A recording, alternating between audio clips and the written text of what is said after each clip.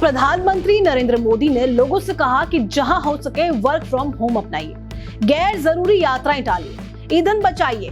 तो ये सिर्फ एक सरकारी अपील नहीं थी, ये उस देश की आवाज थी जो बाहर से मजबूत दिख रहा है लेकिन अंदर कहीं बहुत तेजी से दबाव महसूस कर रहा है। टीवी चैनलों पर इसे सामान्य सलाह की तरह दिखाया गया, लेकिन अर्थशास्त्र की दुनिया में बैठे लोग समझ गए कि बात सिर्फ पेट्रोल बचाने की नहीं, बात उस डर की है जो हर उस देश को सताता है जिसकी सांसें विदेशी तेल पर चलती है। कहानी आज की नहीं है।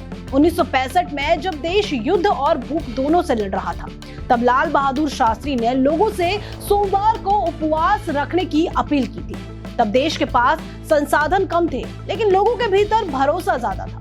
फिर 1991 आया, खाड़ी युद्ध ने तेल की कीमतों को आग लगा दी।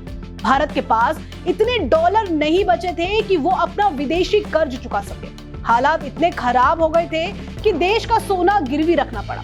उस समय पीवी नरसिम्हा राव और मनमोहन सिंह ने आर्थिक सुधारों का रास्ता चुना और भारत को डूबने से बचाया। उस संकट की तस्वीर आज भी भारत की आर्थिक फाइलों में धूल के नीचे दबी हुई है। लेकिन इस बार कहानी थोड़ी अलग है। आज भारत के पास लगभग 700 अरब डॉलर का विदेशी मुद्रा भंडार है। ऊपर से देखने पर लगता है कि देश सुरक्षित है, फिर डर कैसा? असली जवाब तेल के जहाजों में छिपा है। भारत अपनी जरूरत का लगभग 90% कच्चा तेल बाहर से खरीदता है। मतलब अगर खाड़ी में युद्ध होता है, अगर हॉर्मुज स्ट्रेट बंद होता है, अगर ईरान और अमेरिका के बीच तनाव बढ़ता है, तो सबसे पहले असर दिल्ली, मुंबई और लखनऊ की सड़कों पर दिखेगा। पेट्रोल महंगा होगा, गैस महंगी होगी, रुपया टूटेगा और आम आदमी की जेब हल्की हो जाएगी। यहीं से कहानी में वो मोड़ आता है जो इसे सिर्फ आर्थिक खबर नहीं रहने देता। पिछले कुछ महीनों में दुनिया बदल गई है। रूस पर प्रतिबंध लगे, ईरान पर हमले हुए, खाड़ी में तनाव बढ़ा और डॉलर की ताकत फिर से दुनिया पर भारी पड़ने लगी। भारत का रुपया 95 प्रति डॉलर के पार जाने लगा। विदेशी निवेशक पैसा निकालने लगे, शेयर मार्केट गिरने लगा और इसी बीच प्रधानमंत्री की अपील आई।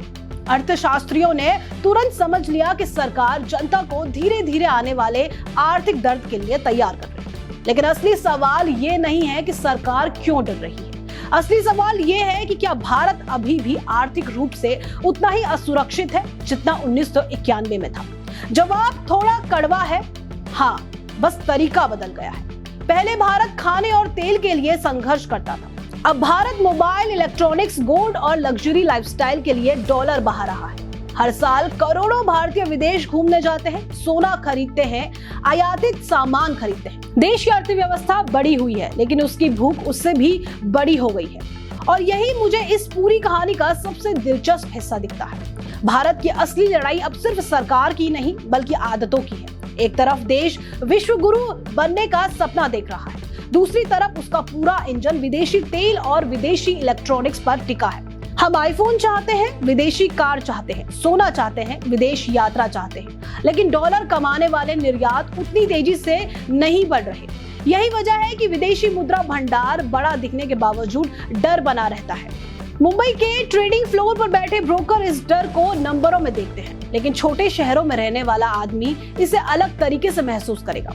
आने वाले महीनों में शायद पेट्रोल फिर महंगा होगा, एयर टिकट महंगे होंगे, सोने पर टैक्स बढ़ सकता है, गैस सिलेंडर की कीमतें बढ़ सकती हैं और सरकार इसे किफायत का नाम देगी, क्योंकि किसी भी सरकार के लिए जनता को सीधे संकट बोलना सबसे मुश्किल काम होता है।